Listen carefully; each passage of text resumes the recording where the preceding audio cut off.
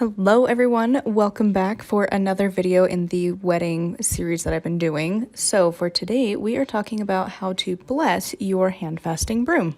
So I showed last week how I decorated and kind of designed our broom, so if you missed that, definitely go check it out. Alright, so to begin, create your sacred space however you normally do this. Most people will cleanse the space before they do anything, so this might be smoke or a spray or just visualization. Then I will cast a circle, so for me that is calling in the elements and sealing the circle and then calling in the divine. I usually work with the same deities no matter the purpose anymore, so if you have different ones, call on them, or just your usual ones. Then we move into our ritual intent. So obviously for this one is our broom blessing. So light a white candle and say the following. Well, so one thing I should mention before we get started. I am choosing to do this on a Wednesday because I do not have time to wait for another full moon before we get married, because the one right before we get married, we are going to be super busy, so I'm trying to get as much done as possible.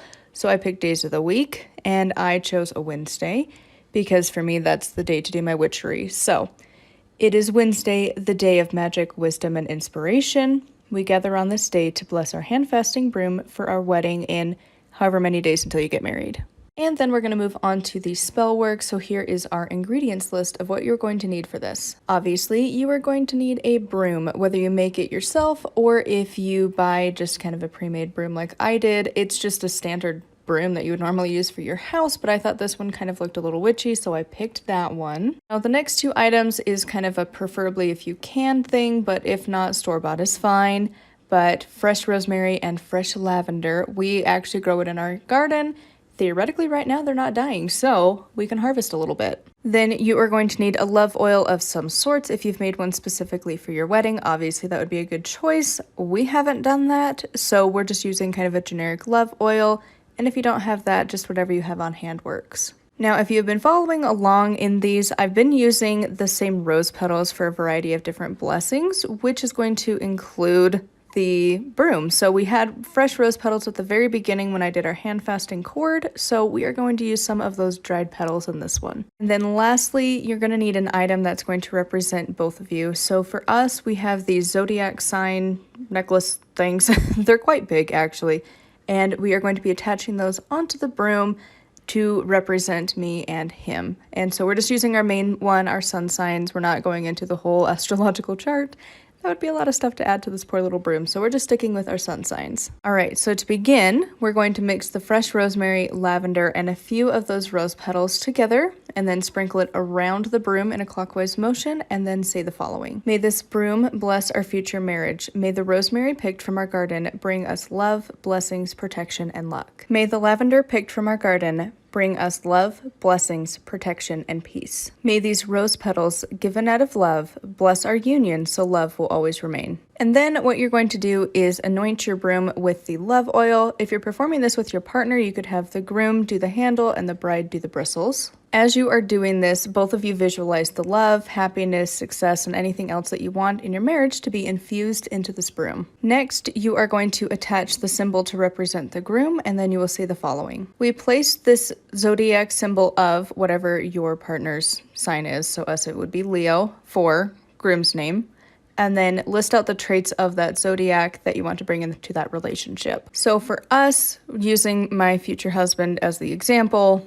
for his as a Leo, we have, may we both have compassion, big-heartedness, drive, leadership, generosity, and to be full of life. And then similarly do the same thing to represent the bride. And then you'll say, we place this zodiac symbol of, and whatever the bride's main symbol is. So for me, it would be the crab or Cancer for bride's name.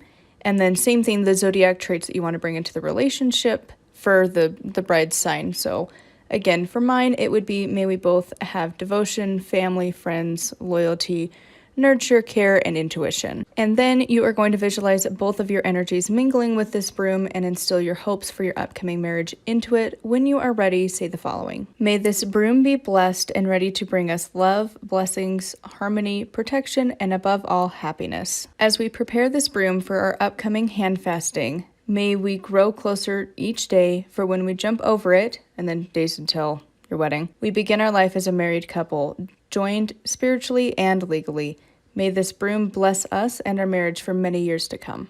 And then you are going to hold the broom in your hands and just kind of speak directly to it. Visualize your intentions flowing easily into it, and then you'll say the following. Though we jump over you in days until wedding, know that we will jump again each year to show our commitment to each other. As time passes, you will be adorned with various items to represent our marriage and the years that have passed. May you bear witness to our union for many decades to come, through free will and our greatest good, so it is. And from here, close up circle however you normally would. Typically at this point in our rituals that we do, you would do an offering of some sort, so a specialty drink or specialty food. Do your grounding. A lot of people like the tree method. You visualize your tree, the excess energy goes down through your roots, and then close up your circle however you normally do so. And that is it. It is that simple. So we are planning on doing this before the wedding, and then usually we will rededicate to some degree probably with this broom. We'll probably change it at that point, the verbiage just a little bit, but we will be using it every year when we do our vow renewal. As I mentioned in the last video about the broom, we are planning on doing that every single year. Now, this isn't part of a major ceremony for us when we are using our broom for the ritual part of our hand fasting, the actual ceremony where we're legally married. It's not going to be a part of it. We actually are going to have the broom separate.